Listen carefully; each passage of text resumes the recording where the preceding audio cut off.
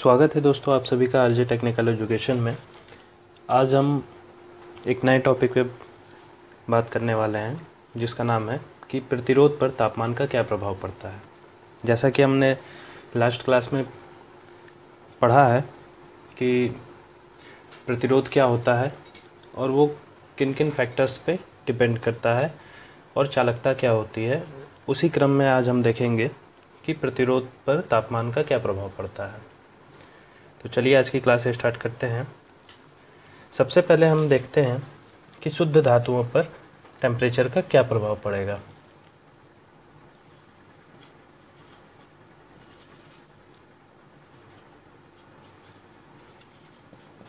शुद्ध धातु पर प्रभाव। शुद्ध धातुएं क्या होती हैं? ऐसी धातुएं जो अन्य तत्वों से मिलकर नहीं बनी होती हैं, जिसमें कि सिर्फ एक ही तत्व पाए जाते हैं, उन्हें हम शुद्ध धातु कहते हैं। जैसे कि चांदी, तांबा, सोना, एल्युमिनियम, ये सब हमारी धातुएं होती हैं। तो जब हम इनका तापमान बढ़ाते हैं, टेम्परेचर को बढ़ाते हैं, तो इनके प्रतिरोध में वृद्धि पाई जाती है या वृद्धि देखी गई है। ठीक है, जिसके कारण हम ये कहते हैं कि जो धातुएं होती हैं, शुद्ध धातुएं होती हैं, उनका प्रतिरोध ताप गुणांक क्या होता है? पॉजिटिव होता है।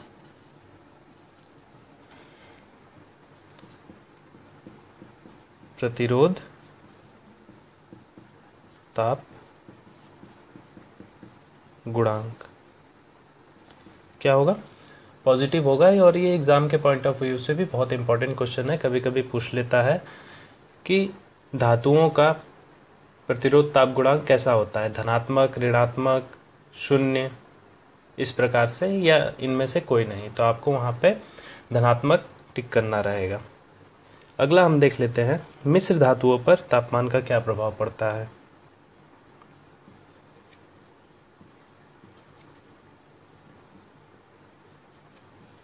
मिश्र धातु पर प्रभाव। अब बात ये आती है कि मिश्र धातु क्या होते हैं।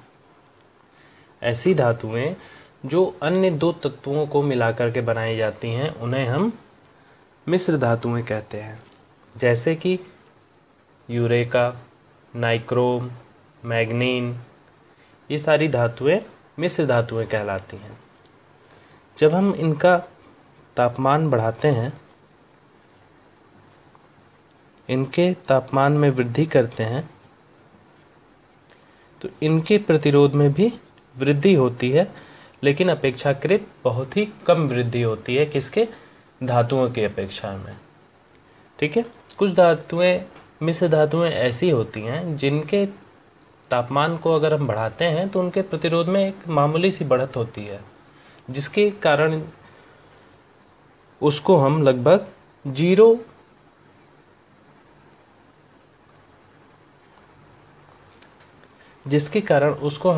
जीरो टेम्परेचर कोफिशिएंट कह सकते हैं। यानी कि इनका प्रतिरोध ताप गुणांक क्या होगा? प्रतिरोध ताप गुणांक क्या होगा? इनका धनात्मक होगा। बढ़ रहा है लेकिन बहुत ही कम बढ़ रहा है। अगला हम देख लेते हैं कि जो अचालक पदार्थ होते हैं या जिनको हम वैद्युत रोधी पदार्थ कहते हैं,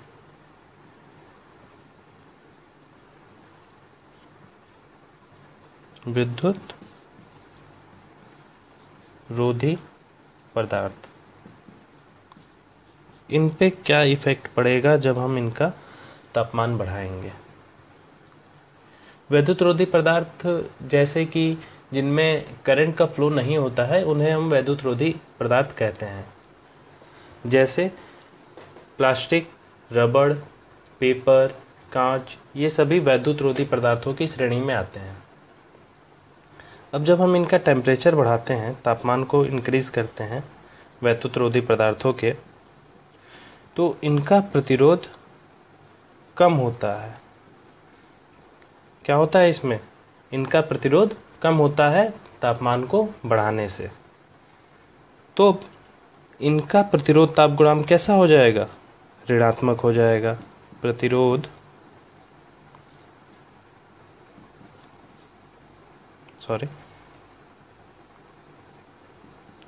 ताप गुणांक कैसा होगा? ऋणात्मक होगा। ये भी इम्पोर्टेंट क्वेश्चन है एग्ज़ाम के पॉइंट ऑफ व्यू से। ये सारी चीज़ें पूछी जाती हैं कि किसका ताप गुणांक ऋणात्मक है, किसका धनात्मक है। ठीक है, जितने भी इलेक्ट्रोलाइट्स हैं, इलेक्ट्रोलाइट्स मतलब जैसे कि बैटरी में जो पानी डाला जाता है उनको हम इलेक्ट्रोलाइट्स कहते हैं, उनका भी प्रतिरोध ताप गुणांक ऋणात्मक होता है। ठीक है, तो अभी हमने एक चीज़ मेंशन की है, प्रतिरोध ताप गुणांक। अभी ये चीज़ होती क्या है, आइए जानते हैं इसको नेक्स्ट टॉपिक में। ओके, चलिए दोस्तों, तो देखते हैं ये प्रतिरोध ताप गुणांक क्या होता है और इसको कैसे निकाला जाता है। मान लेते हैं कि 0 डिग्री सेल्सियस पर किसी धातु का प्रतिरोध R0 है। उसके बाद हम उसे T डिग्री सेल्सियस तक गर्म करते हैं, तब इसका प्रतिरोध बढ़ करके हो जाता है RT। क्योंकि आगे हमने देखा है कि धातुओं का प्रतिरोध तापमान बढ़ाने पर बढ़ता है, तो इसमें हम यही कैलकुलेट करने जा रहे हैं कि ये तापमान बढ़ाने पर हमारा प्रतिरोध कितना बढ़ जाता है। तो ये जो प्रतिरोध हमारा बढ़ता है, तो कितना बढ़ा हमारा प्रतिरोध? RT माइनस R0, ये हमारा बढ़ा हुआ प्रतिरोध है। ठीक है, तो देख लेते हैं किन किन चीज़ों पर डिपेंड करता है कि कितना टेम्परेचर बढ़ाने पर प्रतिरोध में वृद्धि कितनी होती है। तो ये डिपेंड करता है कि इसका प्रारंभिक प्रतिरोध क्या था, यानी कि RT माइनस R0 निर्भर करेगा किस पे? इसके प्रारंभिक प्रतिरोध पे। ठीक है, और किस पे निर्भर करता है? RT माइनस R0 निर्भर करेगा कितना हमने टेम्परेचर बढ़ाया है। यहाँ पे हमने 0 डिग्री सेल्सियस से T डिग्री सेल्सियस तक बढ़ाया है, तो टेम्परेचर डिफरेंस कितना हो जाएगा? T माइनस 0 यानी T डिग्री सेल्सियस। ओके, तो ये डिपेंड करेगा कि कितना टेम्परेचर हमने बढ़ाया है, टेम्परेचर डिफरेंस पे। क्लियर है? अब देख लेते हैं कि RT minus R0 is proportional, समानुपाती होगा R0 इंटू T के। ठीक है, जब हम ये प्रोपोर्शनल का साइन हटाएंगे यहाँ से, तो एक कांस्टेंट जुड़ता है बराबर, इस प्रोपोर्शनल के साइन को जब हम हटाते हैं समानुपाती के, तो यहाँ पे एक कांस्टेंट आ जाता है जिसको हम अल्फ़ा से निरूपित करते हैं, R0 इंटू T। तो ये जो फाइनल हमारा प्रतिरोध है RT, ये हो जाएगा बराबर R0 plus alpha R0 into T। तो RT बराबर, R0 को हम यहाँ से कॉमन ले रहे हैं, तो 1 प्लस अल्फ़ा T। हमारे पास ये एक फार्मूला आ गया है जिससे हम फाइनल रेजिस्टेंस प्राप्त कर सकते हैं कि हमारा प्रारंभिक रेजिस्टेंस अगर 0 डिग्री सेल्सियस पर R0 है, तो जब हम उसको गर्म करके T डिग्री सेल्सियस पर लाते हैं, तो T डिग्री सेल्सियस पर उसका प्रतिरोध क्या हो जाएगा। तो इस फार्मूले से हम इसको ज्ञात कर सकते हैं। ओके, अब ये देखते हैं कि अल्फ़ा क्या चीज़ होता है। अल्फ़ा को ही हम यहाँ से अगर अल्फ़ा बराबर निकाला जाए, इसको 1 मान लेते हैं, इसको 2 मान लेते हैं, तो समीकरण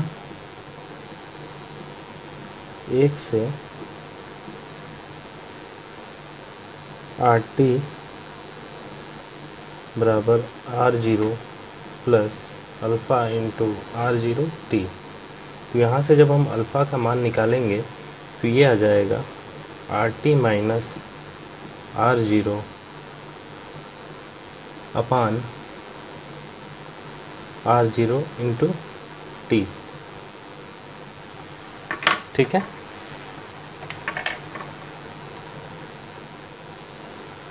ये भी हमारे पास एक फॉर्मूला आ गया। ये भी क्या हो गया, एक फॉर्मूला आ गया क्या निकालने के लिए, अल्फ़ा निकालने के लिए। अल्फ़ा क्या है, अल्फ़ा को हम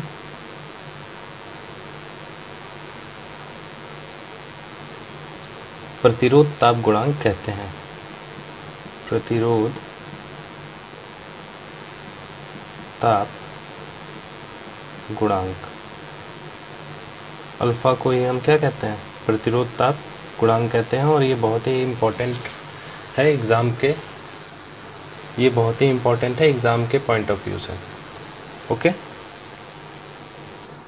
चलिए अब एक चीज़ और देख लेते हैं कि जो हमारा मेटल है, धातु है, वो हमेशा तो 0 डिग्री सेल्सियस पे रहेगा नहीं। ठीक है, वो रहेगा किस पे, रूम टेम्परेचर पे। तो उसका कैलकुलेशन हम कैसे करेंगे, वहाँ पे अल्फ़ा कैसे पता चलेगा।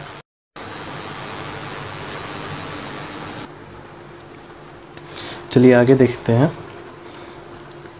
एक चीज़ देखा गया है कि जब हम टेम्परेचर बढ़ाते हैं तो अलग अलग टेम्परेचर पे अल्फ़ा का मान अलग अलग आता है। ठीक है,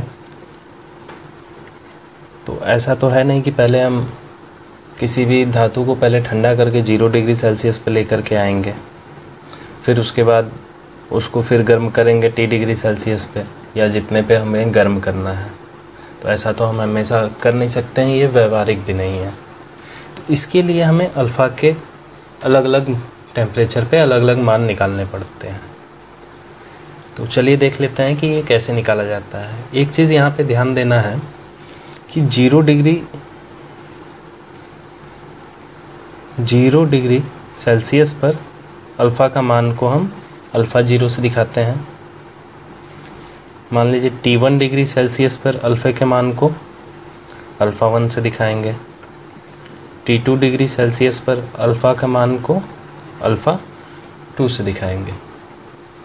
यहाँ पर एक चीज़ ध्यान देने योग्य बात यह है कि 0 डिग्री सेल्सियस पे जो अल्फ़ा का मान है वो सबसे ज़्यादा होता है कंपैरिजन टू अलग अलग टेम्परेचर के।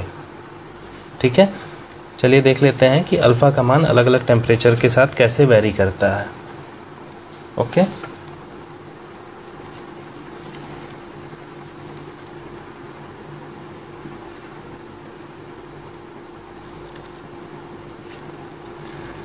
इसको हम 0 डिग्री सेल्सियस पे मान लेते हैं और इसको T डिग्री सेल्सियस मान लेते हैं। ये एक पैमाना बना रखा है हमने कि जब हम 0 डिग्री सेल्सियस से गर्म करते हैं कहाँ तक, T डिग्री सेल्सियस पर, तो यहाँ पे हमारा प्रतिरोध का मान RT हो जाता है और 0 डिग्री सेल्सियस पर प्रतिरोध का मान R0 है। ठीक है, इधर मैं लिख दे रहा हूँ गर्म करने पर। ओके, तो जब हम इसको यहाँ पे गर्म कर रहे हैं तो यहाँ के लिए फॉर्मूला हमने डिराइव किया था RT बराबर R0 1 प्लस अल्फ़ा T। यहाँ पे क्या हो रहा है, टेम्परेचर बढ़ रहा है। ठीक है, तो इसको हम इक्वेशन नंबर 1 मान लेते हैं। 0 डिग्री सेल्सियस पर अल्फ़ा का मान हमने माना है R0, 0 डिग्री सेल्सियस पर अल्फ़ा का मान हमने क्या लिया है, अल्फ़ा 0। ठीक है, इसी तरीके से अब गर्म तो हो गया। यहाँ पे जब हम इसको फिर से ठंडा करते हैं, इधर मैं लिख भी दे रहा हूँ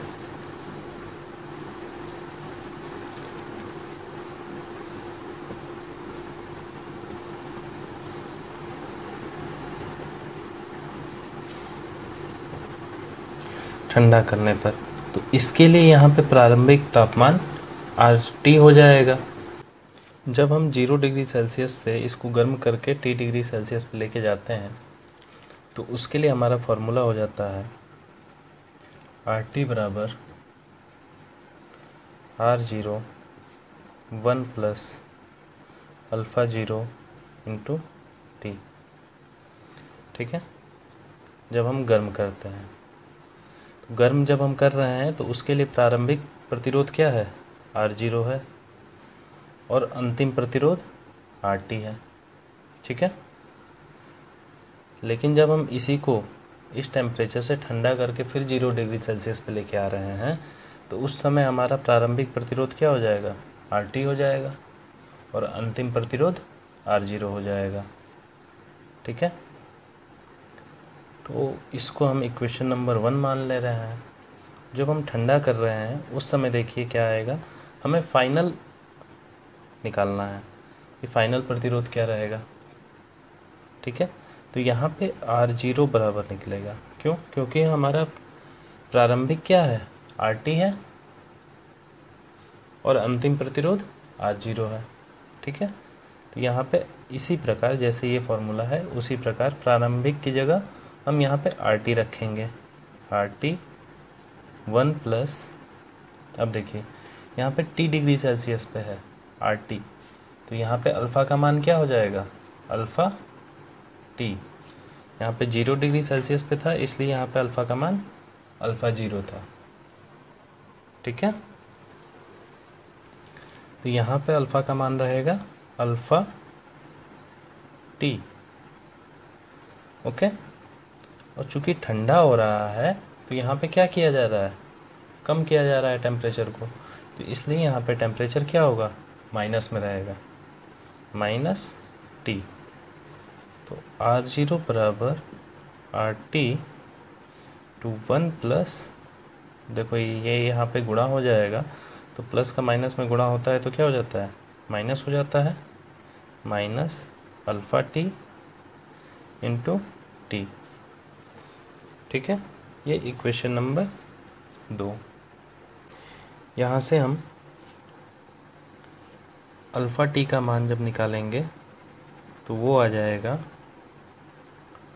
RT माइनस R0 बटा में RT into T। Okay,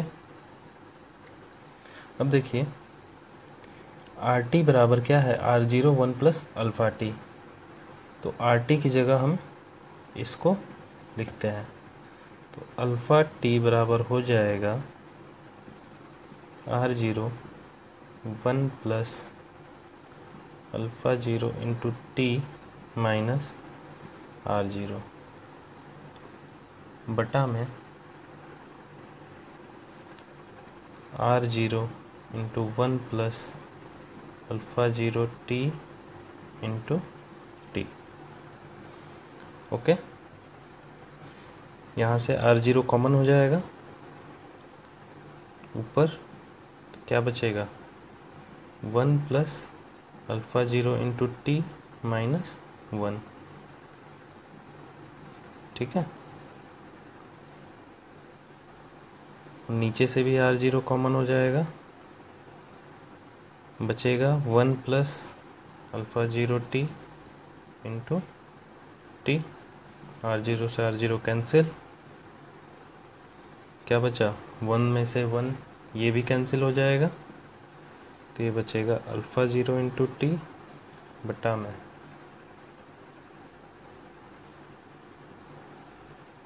1 plus alpha 0 T into T। अब देखिए यहाँ से T से T भी कैंसिल हो गया, तो यहाँ पे हमें क्या मिल गया, अल्फ़ा T का मान हमें मिल जाएगा अल्फ़ा 0 अपान 1 प्लस अल्फ़ा 0। इस फॉर्मूले से हम किसी भी टेम्परेचर पर प्रतिरोध ताप गुणांक का मान निकाल सकते हैं।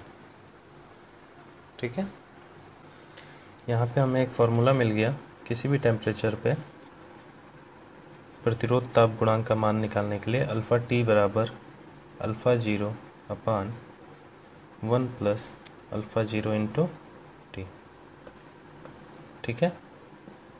अगर हमें 0 डिग्री सेल्सियस पर उस पदार्थ का प्रतिरोध ताप गुणांक पता है तो हम T डिग्री सेल्सियस पर उस पदार्थ का प्रतिरोध ताप गुणांक पता कर लेंगे, ठीक है।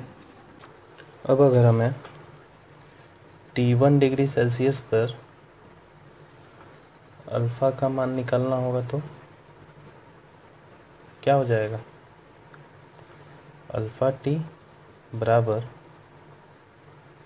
अल्फ़ा 0 अपान 1, सॉरी यहाँ अल्फ़ा 1 होगा, 1 प्लस अल्फ़ा 0 इंटू T1, ठीक है।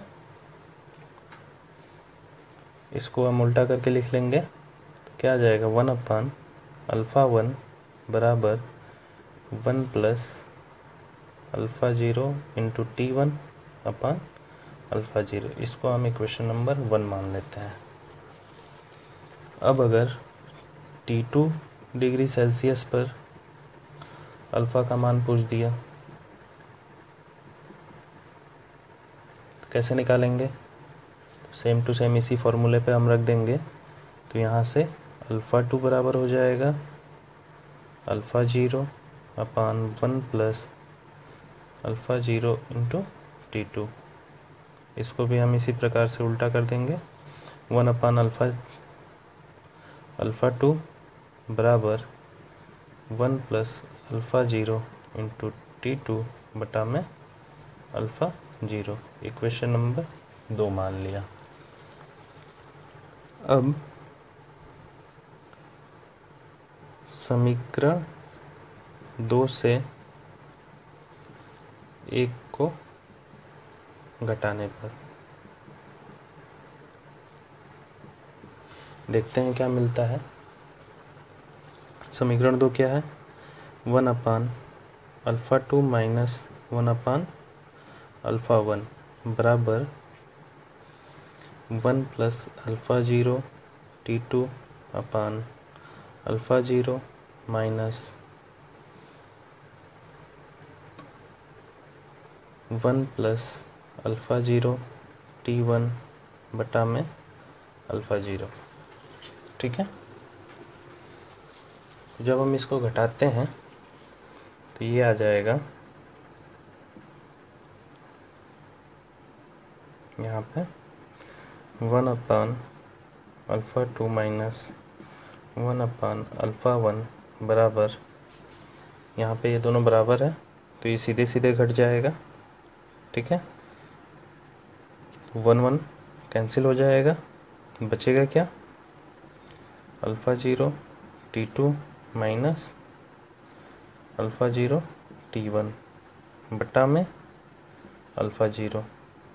ये यहाँ से आ जाएगा, अल्फ़ा 0 ऊपर से कॉमन ले लेंगे तो बचेगा T2 माइनस T1 बटा में अल्फ़ा 0 और ऊपर भी अल्फ़ा 0। यहाँ से ये भी कट जाएगा, बचा क्या?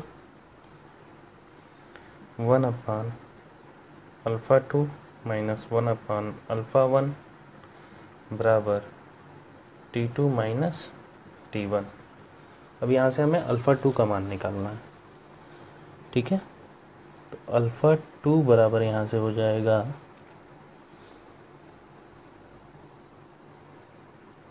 अल्फ़ा 1 बटा में 1 plus alpha 1 into T2 minus T1। यहाँ पे हमें एक और फार्मूला मिल गया जिसकी सहायता से हमें कोई भी टेम्परेचर अगर दिया हो, इसीलिए हम ये सारे इक्वेशंस निकाल रहे थे।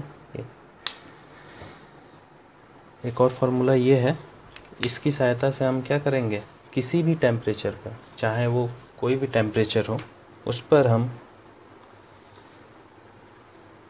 किस अल्फ़ा का मान निकाल सकते हैं। चाहे हमें 0 डिग्री सेल्सियस पे अल्फ़ा का मान दिया हो, चाहे ना दिया हो, हमें T डिग्री सेल्सियस पे अगर T1 डिग्री सेल्सियस पे अगर हमें अल्फ़ा का मान पता है और T2 डिग्री पे हमें अल्फ़ा का मान पूछ रहा है तो हम इस फार्मूले से उसको निकाल सकते हैं। ये भी एक बहुत ही इम्पोर्टेंट फार्मूला है। ओके, तो आज के लिए बस इतना ही। धन्यवाद।